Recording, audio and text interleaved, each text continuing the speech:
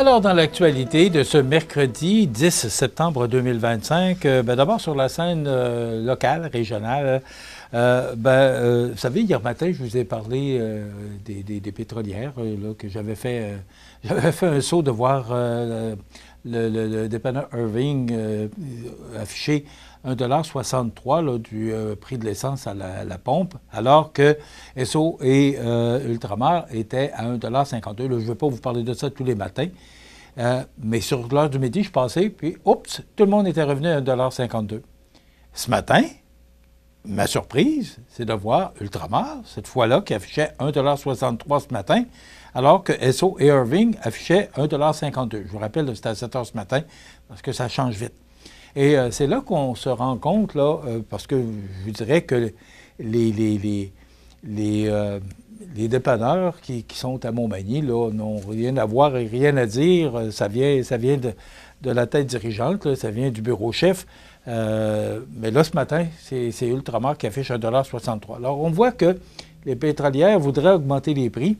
Hier, je remarquais que le baril était tout près de 66 $, là, en hausse à peu près de 36 cents. Là. Alors, rien pour faire augmenter les prix, mais c'est parce que quand on regarde ça, d'une pièce 52 à une pièce 63, c'est 11 cents du coup, ça va vite.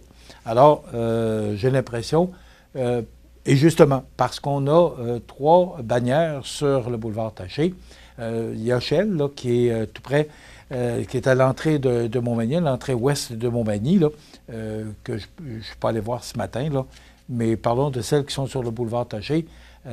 Cette guerre de prix du pétrole, là, ça, il faut vivre avec ça. Mais le fait d'avoir 3 bannières, ça permet justement peut-être de garder le prix quand même respectable, de façon respectable.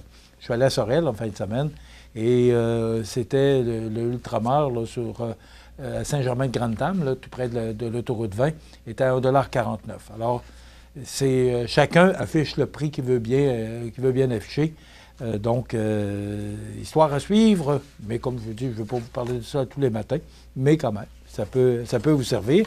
Et il faut s'attendre qu'au cours des prochaines semaines, voire des prochains mois, je vous en ai parlé, là, que l'OPEP a décidé d'augmenter sa production de pétrole. Donc, ça pourrait, au cours des prochaines semaines, faire baisser le prix à la pompe. On l'espère.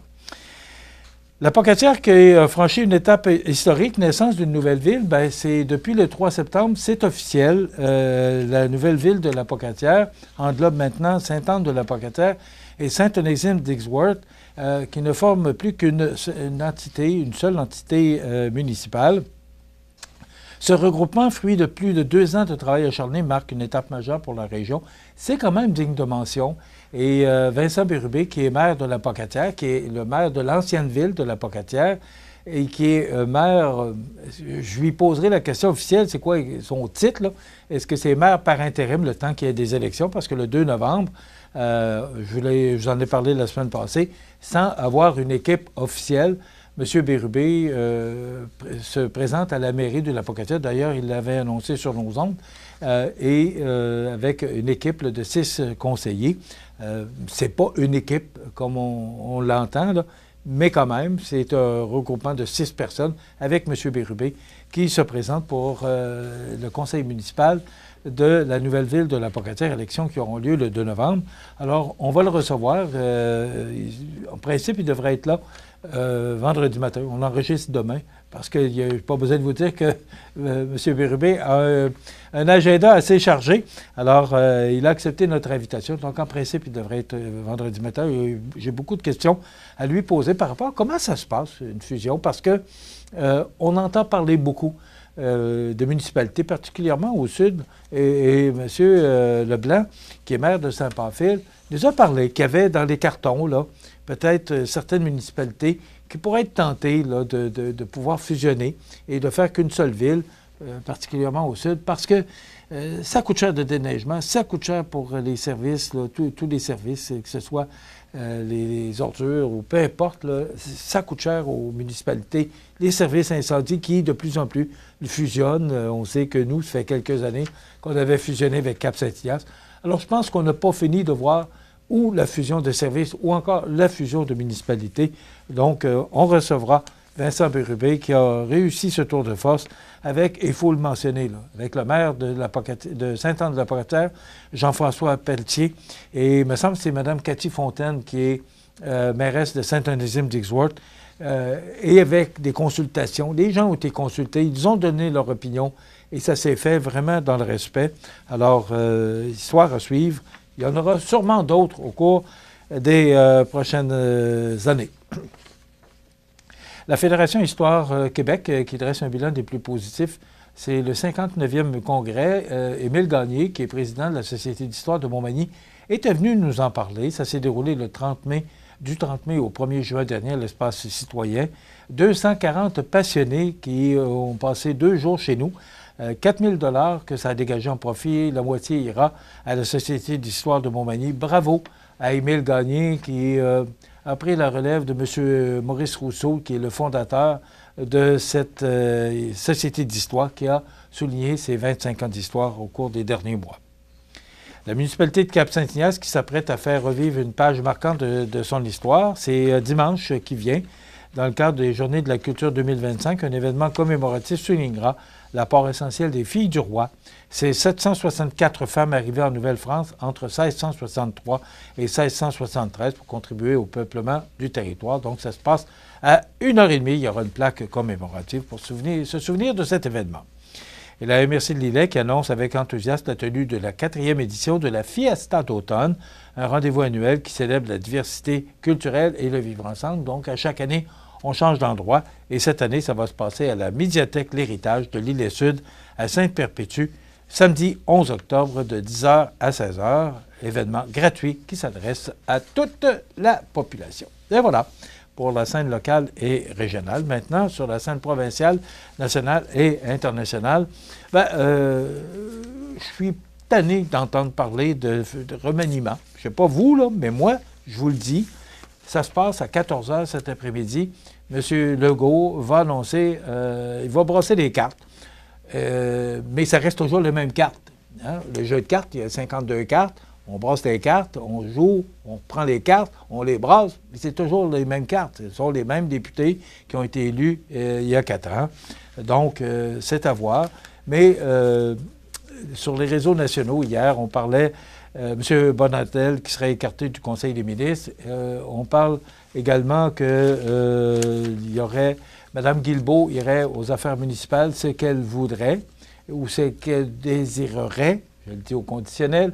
M. Drainville qui quitterait l'éducation pour l'environnement. Je suis un peu surpris. M. Drainville, c'est un homme fort du gouvernement Legault. Il s'en irait l'environnement, mais pour des projets là, assez spécifiques pour la prochaine année, parce qu'il reste 1 an à M. Legault là, pour remonter dans les sondages. Donc, à 14h cet après-midi, je vais vous en parler demain matin, parce qu'on aura officiellement les nominations. Mais après ça, j'espère que tous les réseaux nationaux vont changer de nouvelles parce que ça fait 3 mois depuis que M. Legault a annoncé qu'il y aurait un remaniement ministériel. Ça fait 3 mois qu'on entend parler. Je vous dirais que un peu tanné. M. Lehoulier ne revient pas, ne se représente pas à la mairie de Lévis. Et hier, il s'adressait aux journalistes et le maire de Lehoulier a livré hier peut-être un vibrant plaidoyer pour faire de Lévis un chef de file de la construction navale dans ce qu'il y avait pour le moment des airs de testament politique. Bien, je pense qu'il a fait du bon travail. Et ça a été une belle suite de la mairesse qui était là, Mme Roy Marinelli, parce qu'elle a fait du bon travail elle aussi. Et M. Lehoulier a pris haut la main la suite de Mme Marinelli. Bien là, il quitte. Je pense que c'est la satisfaction du devoir accompli. Quand on fait le résumé, là, je pense que M. Lehoulier a fait du beau travail. Donc, il accroche ses patins à partir du 2 novembre. Mais là, c'est les nominations entrent en fonction le 19 septembre. Je ne sais pas quand les conseils... Je pense que le dernier conseil...